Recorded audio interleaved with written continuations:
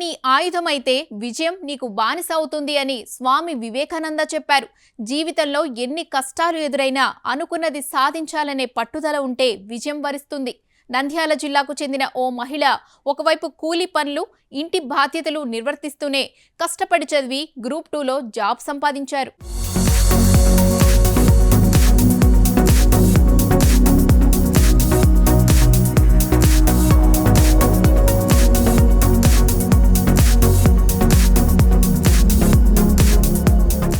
కర్నూలు జిల్లా రుద్రవరం మండలం యల్లావత్తులకు చెందిన విజయలక్ష్మి పేరులోనే కాదు, జీవితంలో కూడా విజయం వరించింది.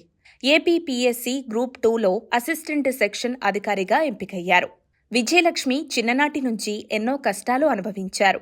పేదరికం కారణంగా చదువు ముందుకు సాగలేని పరిస్థితి. తల్లిదండ్రులు వ్యవసాయ కూలీలు.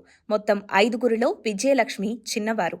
కుటుంబం మొత్తం కూలీ పనులు చేసుకుని జీవనం సాగించేవారు. ఇంట్లో పెద్దలు వద్దంటున్నా కూలి పనులకు వెళుతూ డిగ్రీ పూర్తి చేశారు.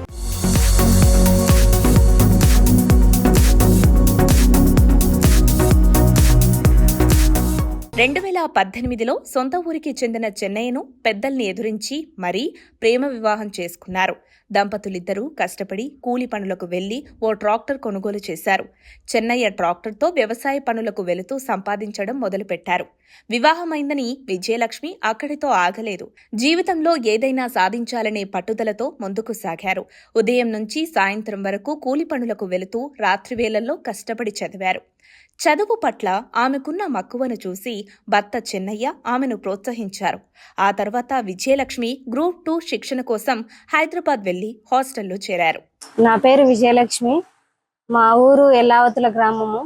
మాది రుద్రవరం మండలం, కర్నూలు జిల్లా. నాది 10th వరకు ఎల్లావతుల స్వగ్రామంలోనే పూర్తి అయిపోయింది. తర్వాత ఇంటర్మీడియట్ వచ్చేసి నంద్యాల గవర్నమెంట్ జూనియర్ కాలేజీలో పూర్తి అయిపోయింది 2013-14. తర్వాత వచ్చేసి డిగ్రీ రామకృష్ణ కాలేజీలో చదివాను సార్. ఇంకా తర్వాత అనుకోకుండా మ్యారేజ్ అయ్యింది నాకు. ఇంకా తర్వాత మా తల్లిదండ్రులు ఒప్పుకోలేదు దానికి కూడా, పెళ్ళికి. అయినా కానీ చేసుకున్నాము పెళ్ళి అయితే. తర్వాత వచ్చేసి వేరు కాపురం పెట్టేసరికి మాకు ఏమీ లేదు, అప్పటికి కూడా తినడానికి తిండి కూడా లేదు. ఇంకా చేతుల కష్టం మీదనే బ్రతికినాము మేము కూడా. ఆ తర్వాత వచ్చేసి మా ఆయన ఇంకా ప్రోత్సాహం వల్ల నన్ను కోచింగ్కి అయితే పంపించాడు మ్యారేజ్ తర్వాత.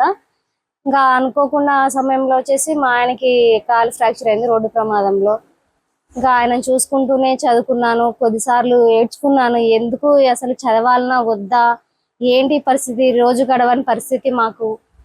ఇంకా ఎలాగోలా చదవాలి, గట్టెక్కాలి అనేసి బలమైన నిర్ణయం తీసుకొని ఆయనకు సేవలు చేసుకుంటూనే ఇంకా మిగతా సమయంలో పనికి వెళ్తుండేదాన్ని. ఇంకా తర్వాత ఇంటికి వచ్చిన తర్వాత ఇంకా పుస్తకాలు ముందరేసుకొని చదువుకుని దాన్ని రివిజన్ చేసుకోండి. ఇంకా అందులో దేవుని సహాయం కూడా ఉంది అండి నాకు. ఇంకా అలా ఇప్పుడు అయితే జాబ్ అయితే సాధించాను ఏసోగా. ఆ కష్టాలు అనేవి ఇంకా చెప్పలేకున్నానండి, పడిన కష్టాలు. ఇంకా నేనైతే ప్రజలకు ఒకటే నా విజ్ఞప్తి, నేనైతే నీతి నిజాయితీగా జాబ్ అయితే చేసి నా వంతు నా సహకారం అందిస్తానని నేను మనస్ఫూర్తిగా కోరుకుంటున్నాను. ధన్యవాదాలు. 2023 ఏప్రిల్లో విజయలక్ష్మి భర్త చెన్నయ్యను ఆటో ఢీకొట్టడంతో కాలు విరిగింది. అప్పుడు తప్పనిసరి పరిస్థితుల్లో ఆమె తన గ్రూప్ 2 శిక్షణను మధ్యలోనే ఆపేసి తిరిగి సొంత ఊరికి వచ్చేశారు. కొంతకాలానికి భర్త కోలుకున్నారు. మళ్లీ భార్యాభర్తలిద్దరూ కూలి పనులకు వెళ్లేవారు. ఆ డబ్బులు రోజువారీ ఖర్చులకు సరిపోయేవి. అయితే విజయలక్ష్మికి ప్రభుత్వ ఉద్యోగం సాధించాలనే ఆశ మాత్రం మిగిలిపోయింది. అప్పటి నుంచి ఉద్యోగం సాధించాలనే లక్ష్యంగా పెట్టుకున్నారు. ఏదైనా ఉద్యోగంలో చేరితే ప్రిపరేషన్ కష్టంగా ఉంటుందని ఊళ్ళోనే ఉదయం కూలి పనులకు వెళ్లారు విజయలక్ష్మి. ఇంతలో గ్రూప్ 2 ఉద్యోగాల భర్తీ కోసం నోటిఫికేషన్ వచ్చింది. వెంటనే దరఖాస్తు చేశారు. అప్పటినుంచి రోజుకు 8 గంటల పాటు కష్టపడి చదివారు. ఉదయం కూలి పనులు, సాయంత్రం నుంచి అర్ధరాత్రి వరకు పరీక్ష కోసం సన్నద్ధమయ్యారు. విజయలక్ష్మి సొంతంగా నోట్స్ తయారు చేసుకున్నారు. రాత్రి చదివిన టాపిక్స్ మరుసటి రోజు కూలి పనులకు వెళ్లిన సమయంలో మరోసారి గుర్తు చేసుకునేవారు. ఓవైపు భర్తకు అండగా నిలుస్తూనే ఇటు చదువును కొనసాగించారు. కష్టాలన్నీ దాటుకుని ఎట్టకేలకు ప్రభుత్వ కొలువు సంపాదించారు. అసిస్టెంట్ సెక్షన్ అధికారిగా విధులు నిర్వర్తించబోతున్నారు. మా ఆయన పేరు సాలు చెన్నయ్య. నన్ను చదివించడానికి ఆయన ప్రోత్సాహం చాలా ఉంది. నేను హాస్టల్లో ఉన్నప్పుడు ఇంకా వేరే సమయంలో ఆయన తినగానుక పస్తులు ఉండేవారు కొద్ది రోజులు కూడా. ఇంకా ఆయన ఏం చదువుకోలేదు సార్, 4 వరకు చదివినారు.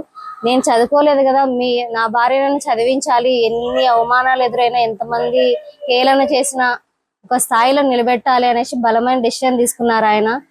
ఇంకా ఆయనకి వచ్చేసి ఎంఆర్ఓ కావాలని కోరిక ఉండేది. కానీ పరిస్థితుల వల్ల చదవడానికి వీలు కొద్దిపాటి సమయంలోనే ఇలా ఏఎస్ఓగా ఎంపికైనాను. నేనైతే ఎంఆర్ఓ కాలేకపోయినాను. ఫ్యూచర్లో ఎంఆర్ఓ అవుతాను కంపల్సరీగా. ఆయన కోరిక నెరవేర్చుతానని మాటిస్తున్నాను. నేటి యువతకి నేను ఇచ్చే సలహా ఏంటంటే, ఇప్పుడు సెల్ ఫోన్లకు దూరంగా ఉండాలి. ఫస్ట్ ఆఫ్ ఆల్ అనవసరమైన టైం వేస్ట్ చేస్తున్నారు. తల్లిదండ్రులు చెప్పిన మాటలు వింటూ, ఉపాధ్యాయులు చెప్పిన పాఠాలు వింటూ మంచిగా చదివి ఒక స్థాయిలో ఉండి తల్లిదండ్రులకు మంచి పేరు, ఊరికి మంచి పేరు, రాష్ట్రానికి మంచి పేరు, దేశ పౌరులుగా ఉండాలని నేను ఆశిస్తున్నాను సార్. సామాన్యులకు కలలు కనడం తెలుసు, కానీ ఆ కలలను నిజం చేసుకునే క్రమంలో ఎదురయ్యే ముళ్లబాటలో నడవడం కొందరికే సాధ్యమవుతుంది. అలాంటి అసాధారణ మహిళే విజయలక్ష్మి. మారుమూల గ్రామం నుంచి సచివాలయ సౌధాల వరకు సాగిన విజయలక్ష్మి ప్రయాణం కేవలం ఒక ఉద్యోగ సాధన మాత్రమే కాదు, అది ఆత్మవిశ్వాసానికి, అలుపెరగని పోరాటానికి నిలువుటద్దం.